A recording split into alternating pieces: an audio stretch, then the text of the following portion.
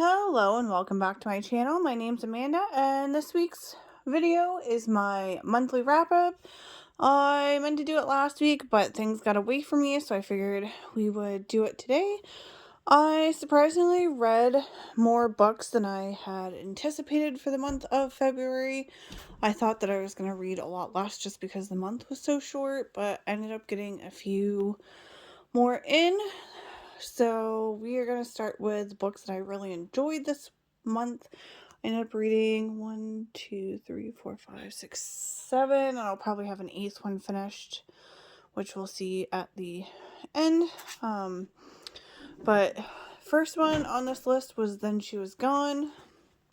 It says, no one ever just disappears. Ellie Mack was the perfect daughter, and then she was gone. 10 years after Ellie's disappearance, her mother, Laurel Mack, is trying to put her life back together when she meets an unexpectedly charming man in a cafe.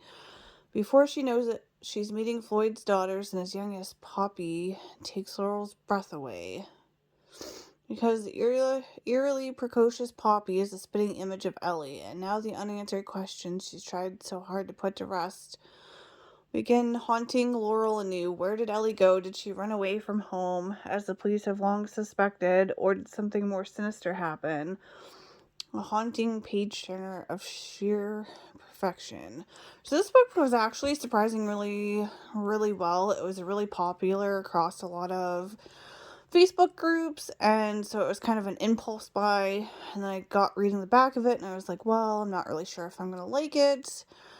And then since I've been trying to clear up some of my TBR shelf, I finally made myself read it, and it was really good. The twist at the end I didn't really expect, so that one was pretty good.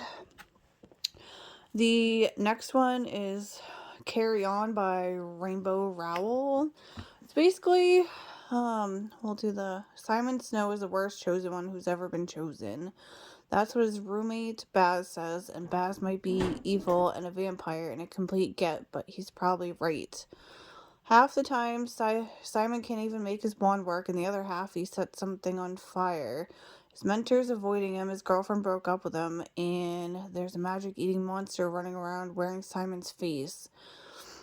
Baz would be having a field day with all of this if he were here. It's their last year at the Watford School of Magics, and Simon's infuriating nemesis didn't even bother to show up. So this one's like a Harry Potter-esque,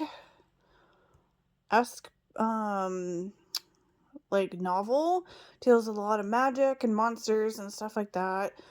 And these two end up becoming in a relationship together, which I thought was kind of cool. So it ends up going forward with those two.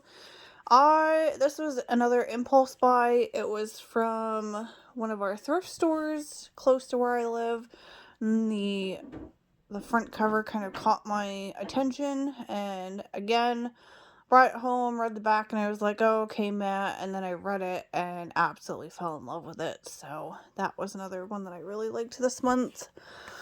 The next one, this one I ended up thinking was going to be a lot longer than it was, just because it's like a 500-page book and she's very thick, as you can see. But this book is mostly photographs. It says Novel in Words and Pictures by Brian Selznick.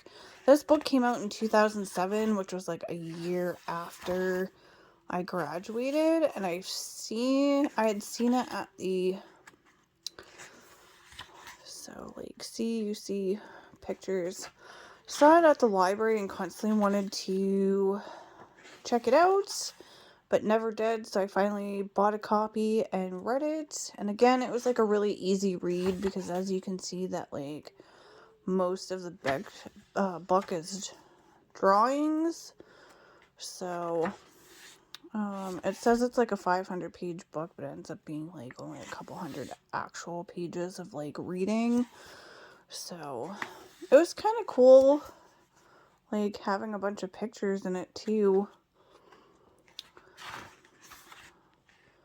Like I feel like adult books don't really, I mean, I know it's not probably an adult book, but I feel like the older you get, the less pictures there are in your stories, so it's kind of nice when there's one that has drawings and pictures in it. So some of them really good. Like I said, it was a pretty good book. It's just an easy read, so if you're looking for something that's pretty good, that's easy, this one was a nice one. So the next two that I read were Wings of Ebony and Ashes of Gold.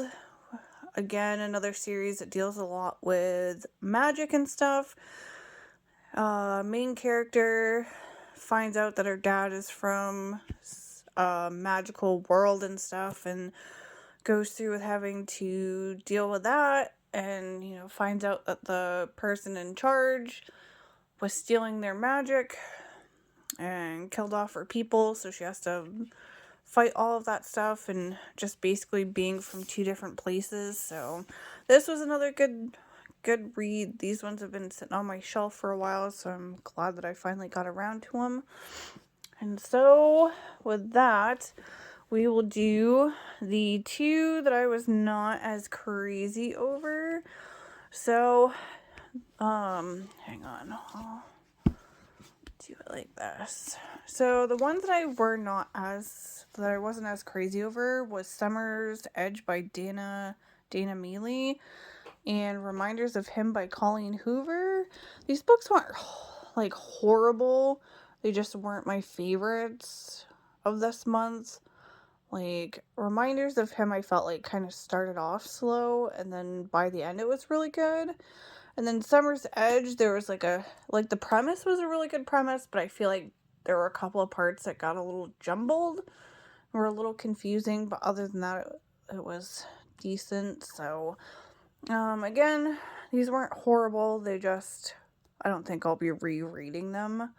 So which was a lot of my goal for January through April to get as many of my TBR read, so whatever I wasn't reading or going to reread could be placed in the free little libraries around where we live.